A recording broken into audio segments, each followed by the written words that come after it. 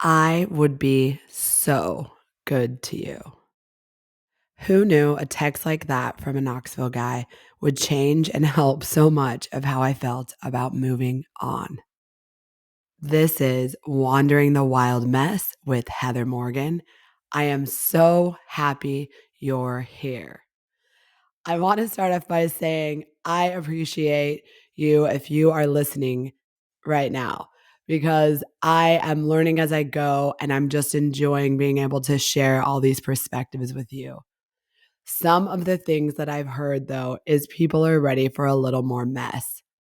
But I wanted to share this story because it really changed my perspective on moving on, and I touched on it in an earlier episode, just how really sometimes whenever there's a lot of change, there is a moment in time where you go, I'm going to be okay. And those that I'm going to be okay can come in a number of different ways. And I promise you it will come if you're waiting for it right now. It's just often the unexpected timing of life, and you don't know when that, oh my gosh, I'm going to be all right on this side of it, is going to come knocking to your door, knocking on your door, or in this case, sitting at a honky tonk in Nashville. So let's get into it. I gave a little bit of this story, but I wanted to go into it just because it was such a critical part when I look back at how I was able to get through my separation knowing that I'd be okay. So, if you listened before, I had mentioned that my separation started June of 2022.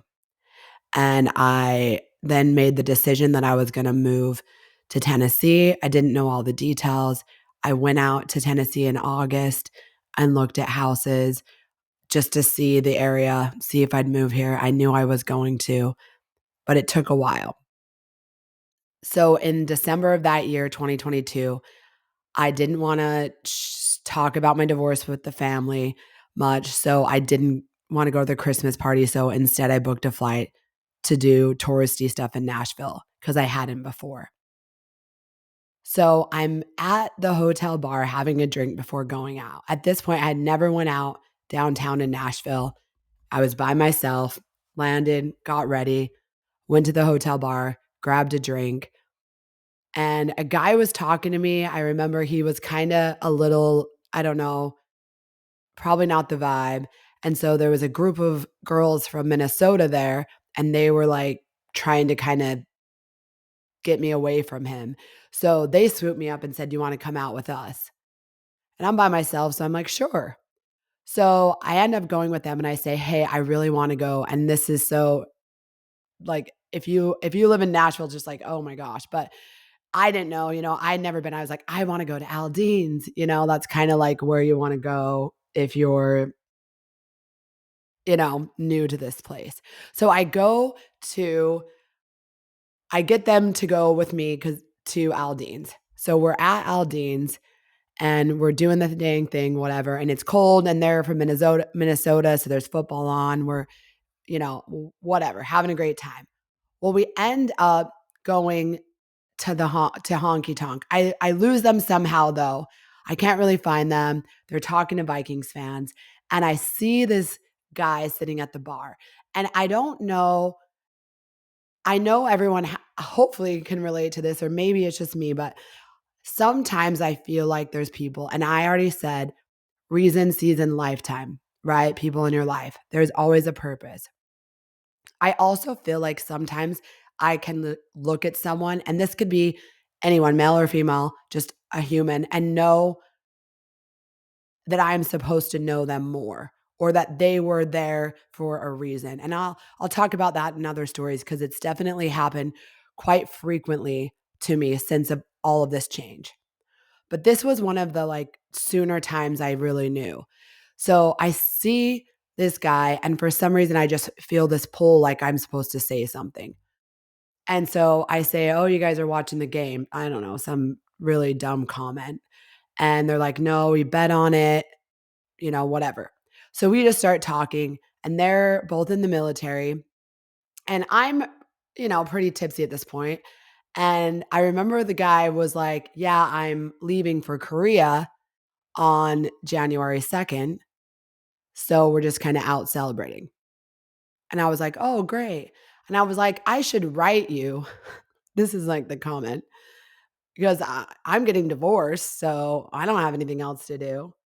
I don't even know why I'm like saying that. Like that just seems like a weird thing, but he was like here for it. So we ended up talking for a little while, and then I find my Minnesota friends and they're like, "Okay, we're going to Luke or no, we're going to Whiskey Row." So I was like, "Okay, we're leaving." And then the guy's like, "Oh, well, can I come with?" And I'm like, "Sure, I guess." So he stands up and I'm like, "Oh," and then I'm like, "If you know me," I say, "Well, how old are you?" And he tells me, and I'm like, definitely was younger than me, but I was like, "All right, it's fine." So we walk over to Whiskey Row, have a great time. I'm just vibing, everything's great, yada, yada, yada. Can I even say that? We go back to my hotel, have a great time. And in the morning, we're talking a little bit more just about life and the military. And I see his ID, and he's even younger than he said. And I'm like, "Really?" So it was right before he left. Like I didn't compute it at the time. Like I saw the year, but I was like, "Wait a minute." And then he was leaving. And then I text him and I was like, "Really?" And he was like, "Yeah, but at this point it already been what it was." And so I kind of just, nothing, not thinking about it again. It's fine. So the next day, and he's from Knoxville. So he's born and raised in Knoxville, lived there his whole life, never even had left the country, and then was going to Korea. And so definitely was going to be a change for him.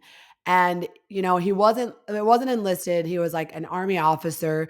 So I guess that's maybe why I didn't think of him as young. But anyways, so the next day, so he's back in Knoxville and I'm still in Nash, and he texts me and says, "I would be so good to you." And I'm like, "Oh my goodness." Like, sure. No, knowing how old he is now and just like, "Okay, well, I'm sure you would." And I let it be. So enter, the rest of the trip's great. I get back home to Utah. And I remember when I left Tennessee to go back home, and this is right before Christmas. I got on the plane. Like when I was getting onto the plane, I was like, I don't even want to go back to Utah. I just want to stay in Tennessee. And I kept thinking about it. It was one of those where I've never had this in my life where I got on a plane and I kind of considered just getting off. And I never done that before. So I'm sitting there, and weirdly, the flight attendant even said, if there's anyone that wants to get off the plane, they can't, it was weird. I'm trying to like recollect exactly, but it was so like, what kind of sign is this? Like, I actually am thinking about just not being on this plane. And then she says that. I was like, am I supposed to get off this plane? But I didn't for whatever reason. I didn't. So I fly back to Salt Lake, and there's a few more days till Christmas. It's going to be my first Christmas alone. Everything else has already been weird. I'd spent Thanksgiving alone. I was just not in a headspace to be with my family. I just kind of wanted to be different. And when I say that, it's like I was the one who cooked Thanksgiving every year, like full on the turkey, the stuffing. We hosted. So I was used to being like a whole day ordeal preparing food for our families. We would switch. I would cook for his family one year, and then the next year, my family. So that had been happening for so long. And now I was just drinking wine by myself. But I kind of wanted that. I wanted everything to just feel different. So now it's Christmas, and it's Christmas time. I'm out with one of my best friends, and I freaking love her. She's such a yes. girl like me. And she's like, do it, do it, do it, do it. So we're at this spot. We're at Wingnuts, which is like a local favorite. We're at the one in Draper, just having some beers. And then of course she's like, tequila shots. And I'm like, sure. So we're taking tequila shots, and Mr. Knoxville is texting me for, who knows. So I'm writing and I'm like, I just wish I didn't come back to Utah. I wish I would have stayed in Tennessee. And he goes, well, why don't you just come back? And I was like, well, I mean, he's like, come back, come to Knoxville before I leave. And I was like, I was just there like a week ago, And I was like, but I want to. And he was like, what's stopping you? And then I look over at my friend Elena and she's like, yeah, what's stopping you? Nothing. At this point, nothing to lose, nothing, nothing. So I book a one-way flight at Wingnuts to Knoxville. Never been to Knoxville. Met this guy once, and now I'm going to Knoxville the day after Christmas. So, yeah. So I spend Christmas Day hiking by myself with my pup. Well, so yeah, me and the pup hiking, spend some time with my mom and sister, then go see my good friend and her husband and adorable little boy and spend the night just hanging out with them and have an early flight to Knoxville. So I'm flying to Knoxville, and the whole flight, I'm like, this is just going to be for the plot because I have no idea. And I remember him saying all these things that we were going to do. And he was like, I'll come pick you up, all these things. But I was like, I'm getting a rental. I'll have my own hotel. Like, I don't know this person, but I feel like I should go because why not? So I fly in. I don't know I'm literally like, I don't even know what this is going to be like. I'm flying in and they get snow, of course, because I'm flying there, the Utah girl bringing the snow. Everyone's on the airplanes talking about it. Oh my gosh, the roads are going to be so crazy. Even this woman next to me is like, here, get my number. Like, you don't live here. You're going to be driving in the snow because I had a rental. I was like, I've been driving in the snow since I could drive, but okay. She was so sweet. So we get there. I land. He's not there, which is probably good because I don't even know what I'm doing. And I get my rental and I'm meeting him where he is. And I go and I remember I get there and I mean, the snow was fine. So I get there and he comes out and I'm like, literally as he's walking, I'm like, what is even happening? What's even happening?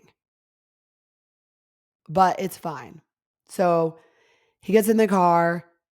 We like go, we decided we go back to my hotel or whatever. And I remember just talking to him and I was like, oh, do you want, like, I forgot to grab beer. Like, I don't have any drinks. And he was like, okay, that's fine. I was like, do you want me to like stop? Should I go to a gas station? He's like, I'm good. And I realized it wasn't even like me that wanted to drink per se, but I was so used to, if I was like on a trip with my ex, like there's no way we would be like landing a flight and then just going back to our hotel without getting beer on a vacay. There's no way. And I was like, it was one of those moments where I'm like, oh, people are different. Like, that's not like necessarily a must for everyone. And so it was kind of like a light bulb, like of refreshing to me. And it wouldn't be the last. So we end up having a great time. We spend the whole week together outside of like one time where he did stuff with family. Cause at this time he's leaving to go to South Korea in, a week. And my whole life's changing. So we have this like parallel changes of everything coming up in our life, even though they're completely different. And so everything that he said on the phone when we were or actually we were texting that he wanted to do, we did. So like the hiking, waterfalls, the restaurant, he said. And at the time, I don't even know, like, I didn't even know where these were, but I was like not holding my breath because I was definitely used to a lot of words, less action. And this was like follow through of everything you said. I needed to see that that existed because that's exactly what I was unaware existed like that. It was just, it made my heart so happy to just see that that is possible. I appreciated it and loved it so very much. I really can't even articulate how much I needed to see that. And I think sometimes in our life, to kind of make the story more than just that, is that sometimes we're such in our same patterns that it's not until we allow ourselves to get out of those things that we see that there are other ways of doing life, that other people are different.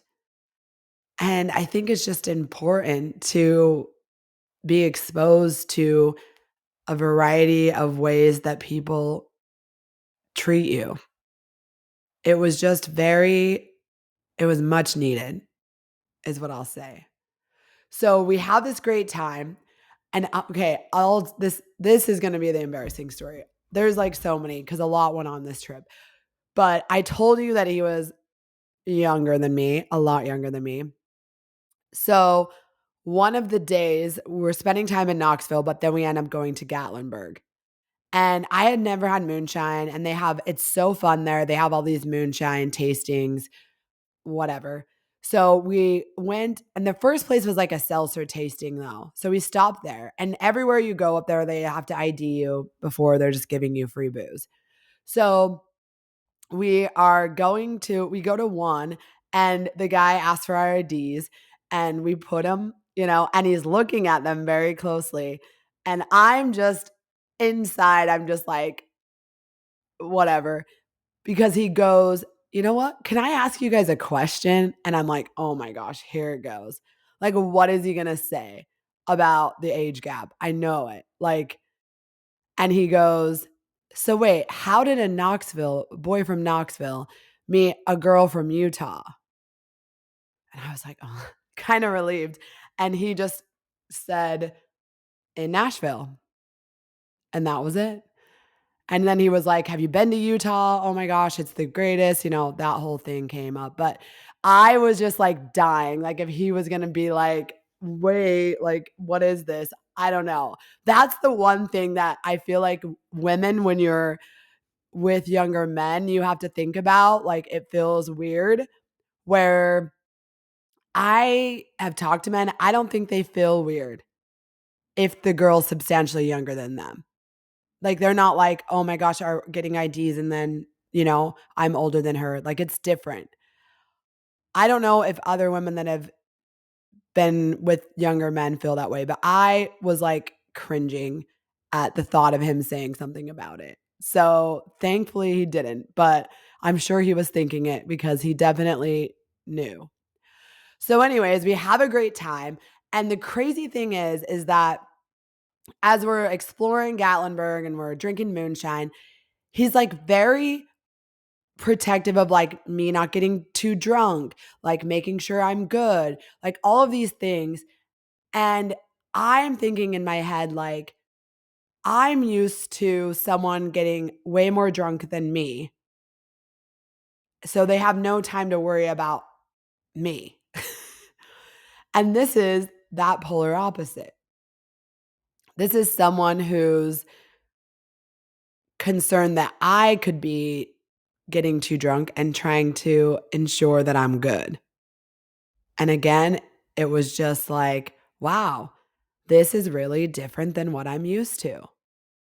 And take aside the age gap, it wasn't even that, it's like, doesn't even matter because all of these things were just they new to me experiences.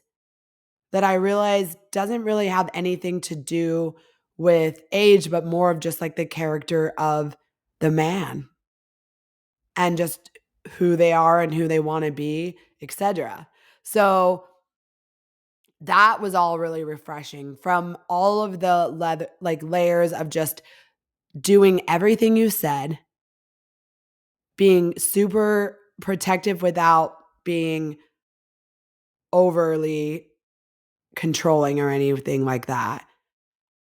Just the smallest gestures of kindness and thoughtfulness that were just, I don't know, that I just had not really experienced in so long. And that whole trip was just overly exactly what I needed. And so the crazy thing is that I wasn't going to spend New Year's with him. I was going to go back home. So I go to Chattanooga and he's still in Knoxville with his friends. And I decide like I'm going to do Chattanooga. And then when I'm there, I'm having a great time. And him and I are still texting because he's not yet left for South Korea because it wasn't until the second. And I was supposed to fly out of chat back to Salt Lake, but then my New Year's plans with my girls changed. And I really didn't want to be in energy at home in Utah for the new year to ring in the new year. I was like out with that whole vibe. So I was like, oh, I have an outfit that I packed that I never wore that was dressy enough that I was like, why don't I do New Year's in Nashville? That could be fun. So I impulsively changed my flight home from Chattanooga and canceled it and booked a new flight from Nashville to Salt Lake the day on New Year's Day. So I was still texting him and I'm like, I think I'm going to go to Nashville for New Year's. And he was like, why don't you come to Crossville with me and my friends in this cabin by the water? And I'm like, I can't do that. Like, I don't like his friends. Like, I can't do that. So I'm kind of like leaving it be at the time. I go find someone to blow out to give me a blowout, yeah, of my hair because we had this hot tub in Gatlinburg. It was freaking amazing. And my hair was a wreck. And then I didn't have a hotel anymore. And I was just going to drive to Nashville. It was just so chaotic. But anyway, so I get my hair done and I go to this cute little restaurant in Chattanooga and I'm sitting at the bar and these two girls start talking to me and they're like UT grads and they're just wanting to chat. And I kind of start telling them the story. I don't even know how it came up. And they were like, you have to go to Crossville for New Year's. And I was like, I don't know, like his friends, like he's younger, like I'm going to be there with his friends. Like, I don't know. I don't even know them. Like, I don't want to impose. Like, I don't know. And they're like, no, you have to go. And they're like reading his text and they're like, no, he wants you to go. You have to go. So I end up saying, all right, fine, I'll come. So this is now like the day before, I think this is the 30th. And so I end up driving to Crossville and spending that night and then New Year's Eve with him and his friends in this cabin. And I will be honest, I was thinking like, what is this going to be like? And literally, it was so much fun. His friends were super nice. I got to learn a lot about them. They were all born and raised in East Tennessee and just kind of hearing about their lives and stories. Like I got there and there was like a couple that was married and the wife was pregnant and they had like fostered all these kids and they had adopted kids. And I was like, oh my gosh. And so, although older than them, they had already been doing all this life that I had never experienced yet. So, it really wasn't weird at all. It was so much fun. And I just spent it with this person that made me know that I was going to be okay. And the mess of it was, though, I still remember I, of course, drank too much. I mean, it was New Year's Eve. But I remember my ex had texted me, and that was when I was like, and said just something that really just I remember I was just crying in the bathroom because I just didn't want it to be like that. Like, I didn't want him to be so angry at me.